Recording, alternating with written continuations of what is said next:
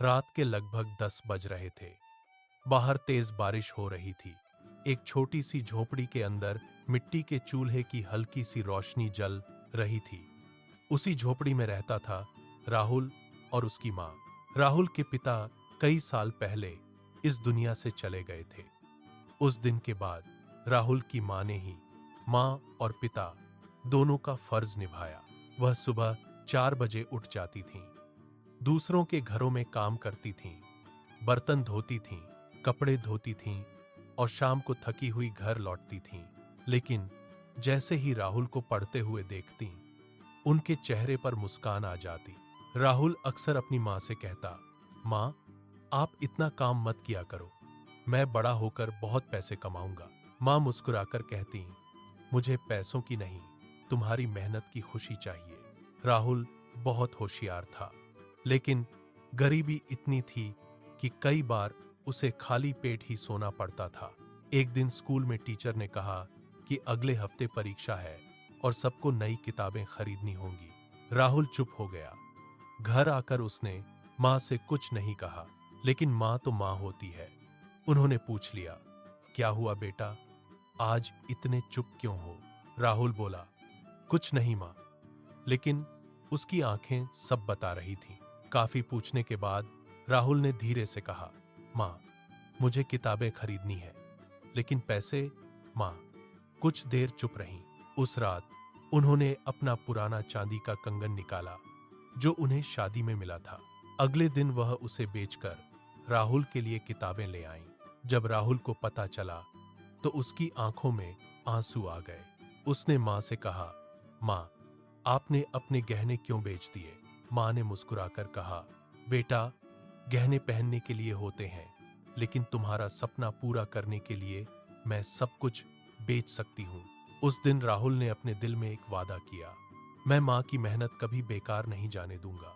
समय बीतता गया। राहुल दिन रात पढ़ाई करता रहा। वह सुबह अखबार बांटता था, दोपहर में स्कूल जाता था और रात को देर तक पढ़ता था। कई बार थककर उसकी आंखें बंद हो जाती, लेकिन उसे अपनी माँ का चेहरा याद आ जाता, वही चेहरा जो हर दिन थककर भी मुस्कुराता था। कई साल बीत गए। एक दिन राहुल की मेहनत रंग लाई। उसका चयन एक बड़ी कंपनी में हो गया। आज उसका पहला सैलरी डे था। राहुल बहुत खुश था। वह बाजार गया और अपनी माँ के लिए एक सुंदर साड़ी खरीदी। उसके चेहरे पर खुशी थी। वह सोच रहा था कि आज माँ को सरप्राइज देगा। जब वह घर पहुंचा तो दरवाजा थोड़ा सा खुला हुआ था। घर के अंदर अजीब सी शांति थी। माँ, उसने आवाज लगाई। कोई जवाब नहीं आया। वह जल्दी से कमरे में गया। माँ बिस्तर पर लेटी थीं। उनके हाथ में एक कागज था। राहुल का दिल जोर से धड़कने लगा। वह माँ के पास बैठ गया, लेकिन माँ की सांसें अब रुक चुकी थीं। राहुल की आंखों से आंसू बहने लगे। उसने धीरे से माँ के हाथ से वह कागज लिया। वह एक चिट्ठी थी।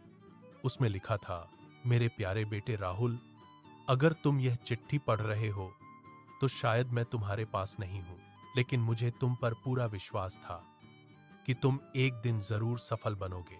जब तुम छोटे थे और कहते थे कि एक दिन मुझे आराम दोगे, तब मुझे पता था कि तुम सच में ऐसा करोगे। बेटा, याद रखना, जिंदगी में मेहनत करने वाला इंसान कभी हारता नहीं, और माँ की दुआओं से बड़ा कोई सहारा नहीं होता। मुझे तुम पर बहुत गर्व है। बस एक बात हमेशा याद रखना, जब भी तुम बहुत बड़े इंसान बन जाओ तो किसी गरीब बच्चे की मदद जरूर करना, क्योंकि शायद वह बच्चा भी अपने सपनों के लिए लड़ रहा होगा जैसे तुम लड़ रहे थे। तुम्हारी माँ। चिट्ठी पढ़ते पढ़ते राहुल फूट फूट कर रोने लगा। बाहर फिर से बारिश शुरू हो गई थी। राहुल ने आसमान की तरफ देखा और कहा, माँ, आज मैं सफल हो गया हूं, लेकिन आप नहीं हैं। फिर उसने अपनी आंखों के आंसू पोंछे और धीरे से कहा, लेकिन मैं वादा करता हूं, आपकी सीख कभी नहीं भूलूंगा।